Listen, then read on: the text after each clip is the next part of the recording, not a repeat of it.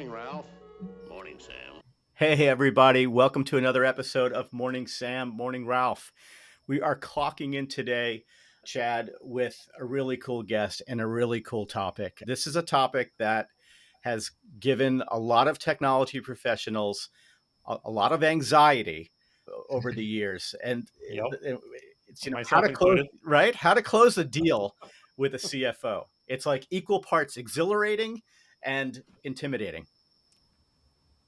You are dead on. This is one of those elusive things. I think it separates the men from the boys. Not being a sexist here in that statement, if people know what I mean, but like in terms of getting deals done with a brand, especially in the enterprise segment of software, but really at all levels in many cases. So excited, and I really like our guest here, Ned. He's awesome. So excited to have this conversation today. Ned, why don't we introduce our guest today? Let's do it. He's sitting there patiently.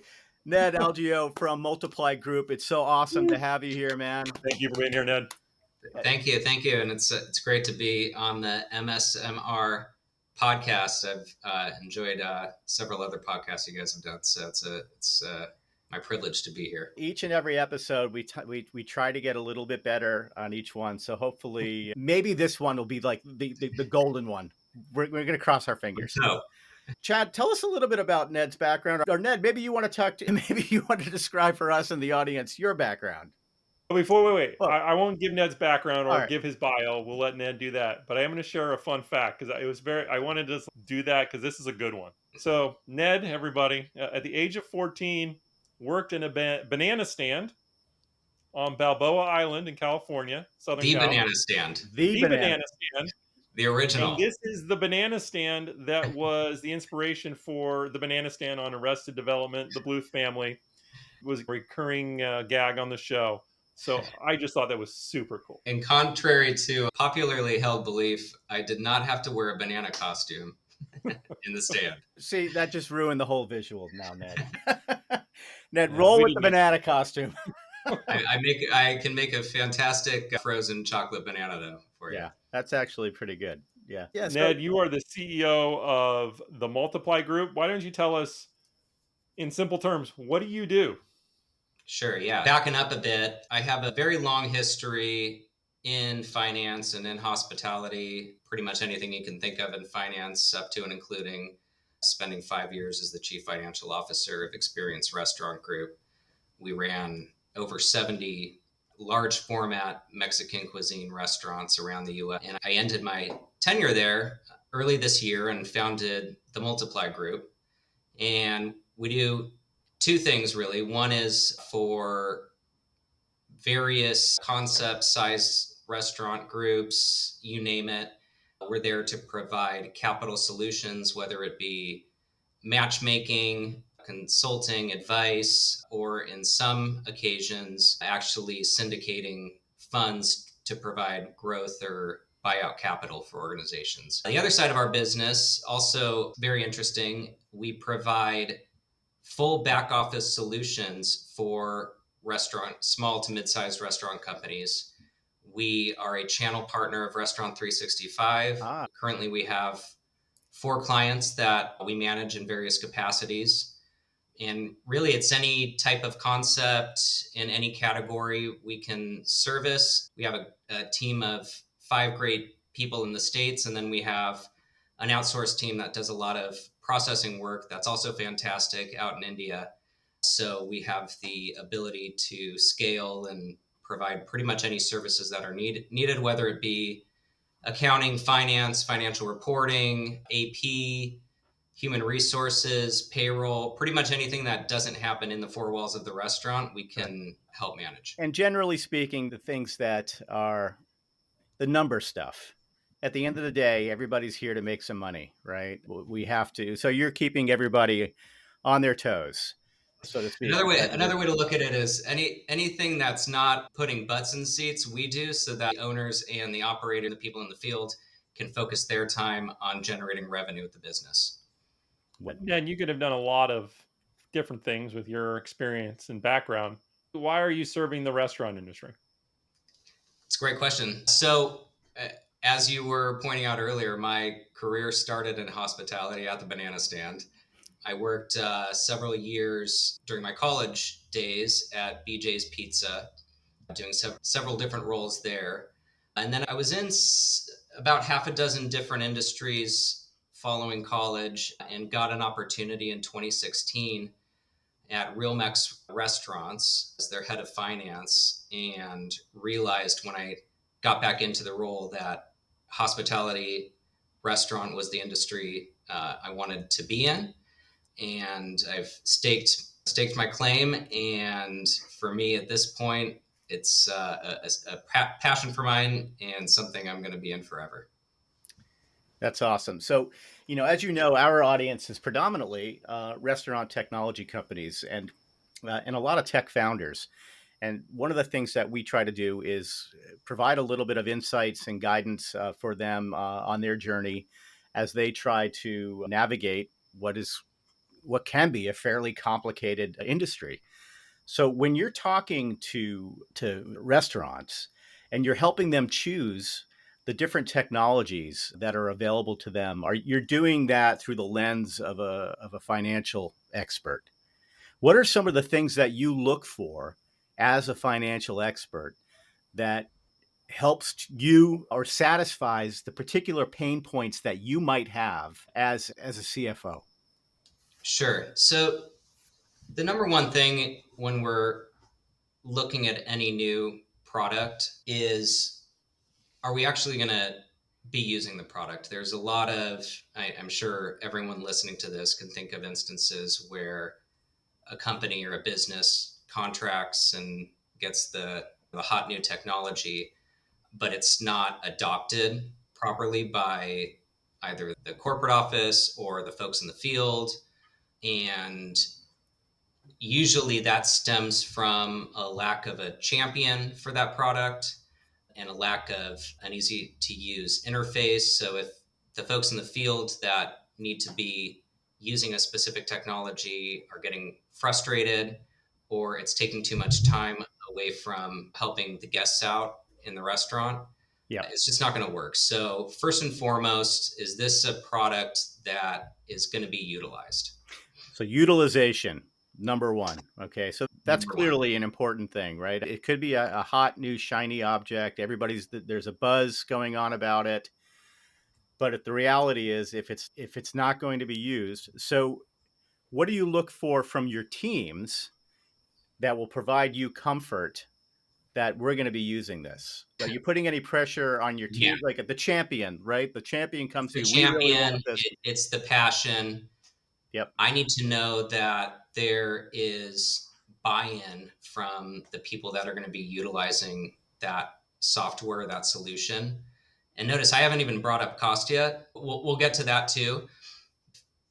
If I, as a fiduciary of the business, do not believe that there's going to be success with that software and adoption, and it's going to make a positive impact on the business, then it's not worth the time to start the process of going through what it takes to put ink to paper on that contract. Yeah.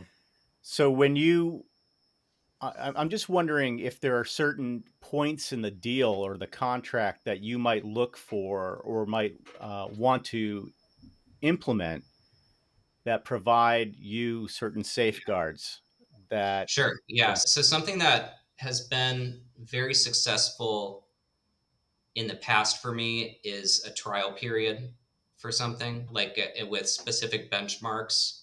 So we can see that there's going to be success with the product. A lot of times the salespeople for the various technology companies will focus solely on, okay, how do we get this contract signed? How do we get this deal done? They might be on quotas or whatever. That's not typically the best way to actually convert. If I can see that there's going to be success through some test period or trial period, there's going to be a much higher level of success in getting me over the hump to then in turn champion that product to whatever stakeholders there may be. Yeah, Right. and that makes sense because as a vendor, as a supplier, you, in theory, should be confident enough in your product and your implementation process that You can absorb the cost of a pilot, prove that it's working before you ask for that signature on the contract. And to Absolutely. not do that raises red flags and suspicions, right? Yeah, absolutely. And I've seen a lot of other ways that firms try to get around that, whether it be, oh, you can cancel anytime, or we'll give you the first 3 months free, or, you Mhm. name it. Yeah, what do you The think about issue, the issue with that is it doesn't alleviate the time and effort from our end of legal reviews, of putting presentations together for our board of investors, or maybe it's something that I need to do a long cost benefit analysis for. Right. So there's a lot, regardless of the outs in the contract per se, there's still a lot of effort that goes into it. A Actually, much hold better on, way. hold on. That's a really interesting point, okay? Because I think that must get overlooked quite a bit by the sales guys on the vendor side, where they're presenting a solution. It could be a fantastic solution and absolutely a perfect fit for the brand, and everybody loves it. But the reality is, on the back end, behind the scenes, the financial team is very often put in a position where they're the ones that have to go up the chain to actually talk about the investment aspect Right. of this, and that's not an overnight success story. There's rungs in the ladder that you have to climb in order to satisfy those that are higher up. Yeah, and not only that, but whoever it is you're dealing with has a full plate already. In order to take that opportunity up the ladder, that means I'm taking, or whomever it is that's looking at it is taking something else off their plate that needs to get done. You want to be very sure before you're expending that effort that it's going to be successful. So what are some things that a vendor partner supplier can do to help expedite that process?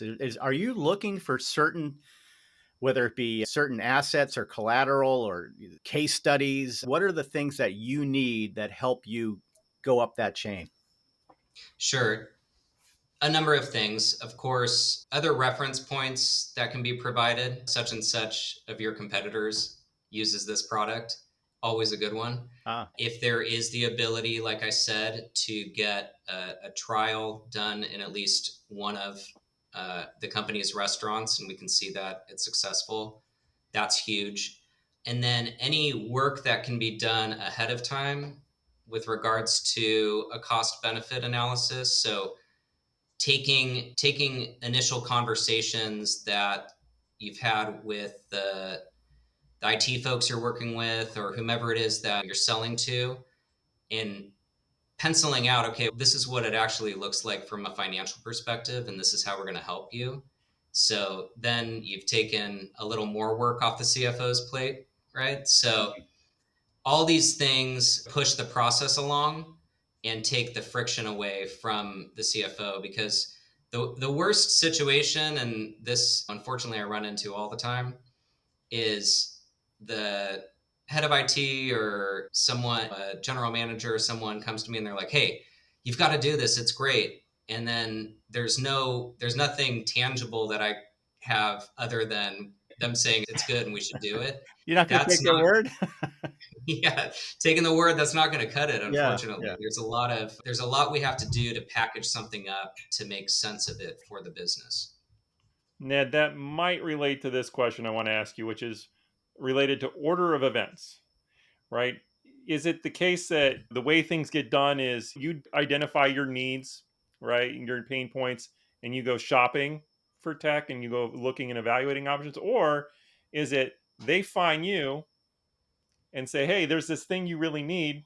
Let's talk about it. What works? I'll tell you what, if it's coming from me as a need, and you can bring me a solution, that's gonna be a much higher likelihood of success, because that means that I'm dealing with a pain point somewhere, Yeah. Mhm. whether it be with controls or in the financials itself that I'm seeing something that bring a solution for something that the head of finance or the CEO has a specific pain point for, very high likelihood of success. If it's something that you see as a need, then there's the extra step you're going to have to take of proving out why is this a need? What are the other options to fill that gap?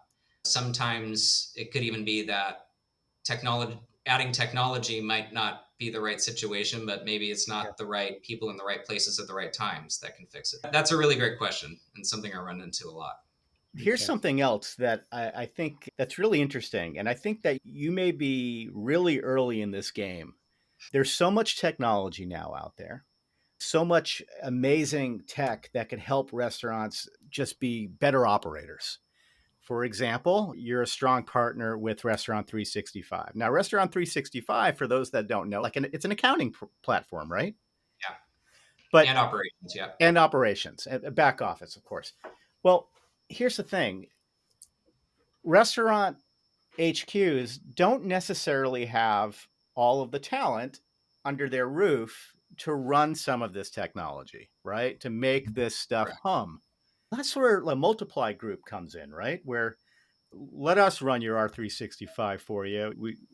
And so are you working directly with the restaurants, or are you working with Restaurant 365 and they're farming this work out to you? How does that work? No, all the clients we're working with right now are through our own industry network.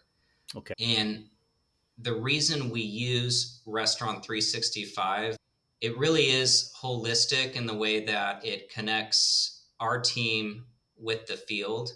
So everything from inventorying to recipes to the accounts payable, all of that is done through the same system. And ultimately, because it is end to end, the financials reflect exactly what we're doing all day, every day. The system is real time.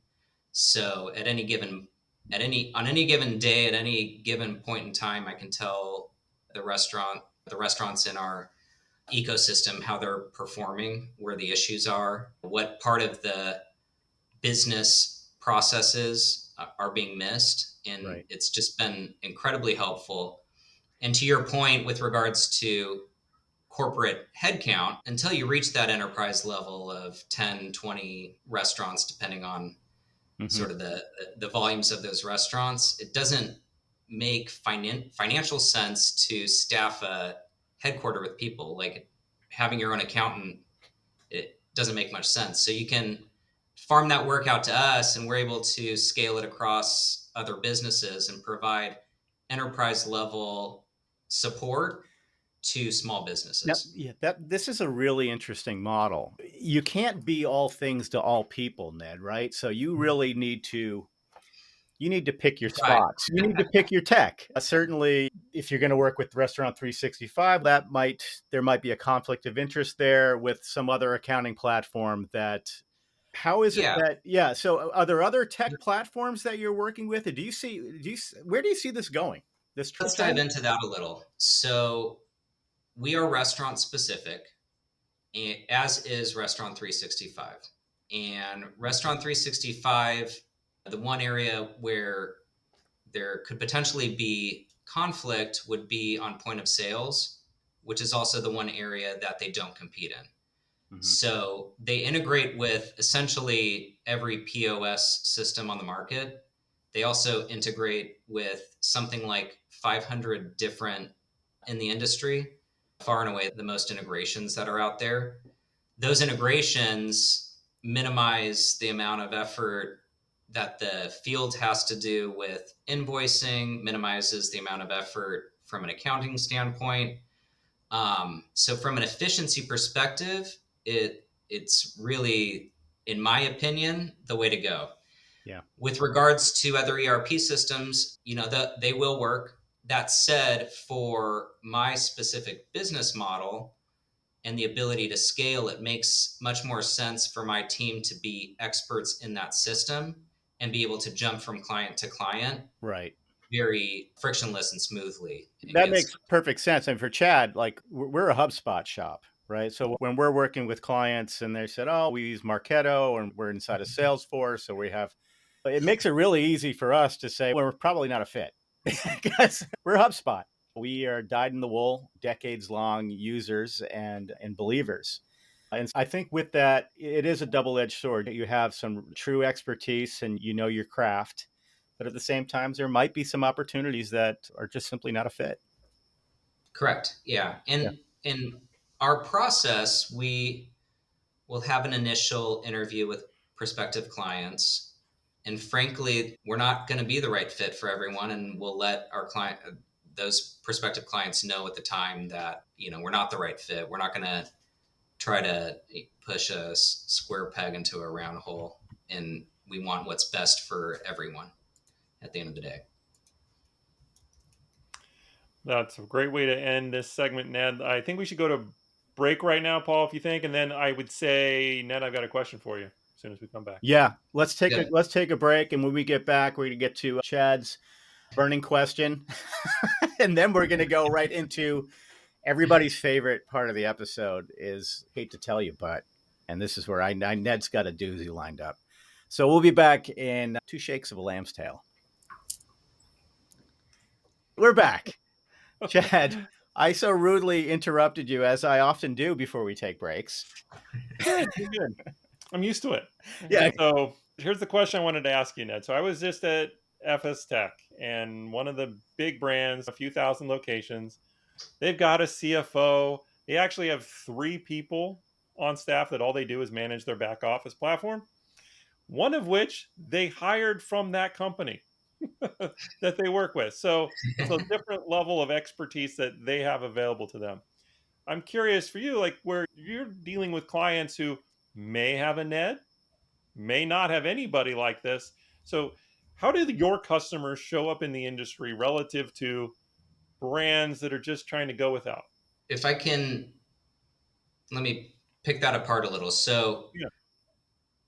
Clients that are contracting with Multipli, I would say, have a strong understanding of the value of real-time performance information and understand very clearly that the success of the restaurant doesn't end inside the 4 walls, that their ability to look at data and analyze it and make impactful changes at the restaurant can greatly increase their profitability.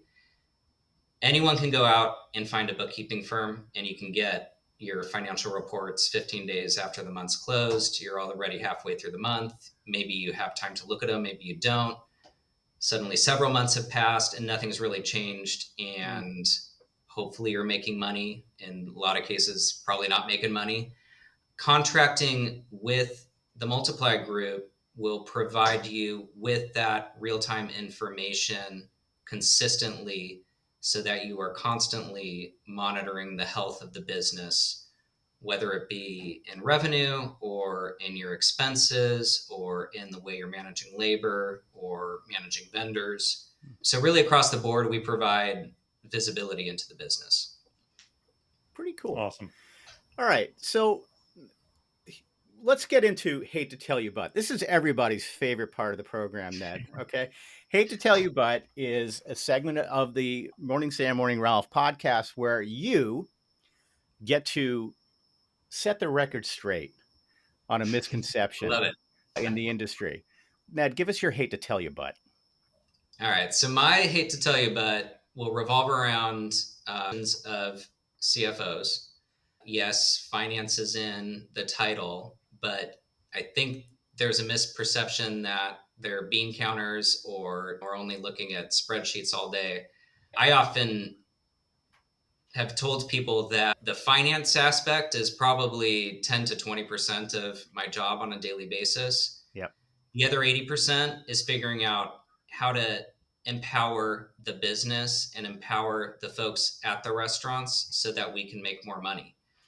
And the reason for that is the more profitable we are, the better I look, Of course. and the better the health of the business in general, and the more opportunities we have for growth. My hate to tell you, but is you're likely when you get to a CFO and you're selling your product, you should really assume that they have a pretty wide grasp of the way the business runs and the technology you're trying to I love it. sell. I love it. Yeah. You know what? The finance team, They're hospitality professionals too.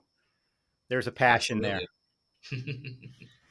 Good stuff. Good stuff. Ned, it's always awesome talking to you. Chad, what have we learned today?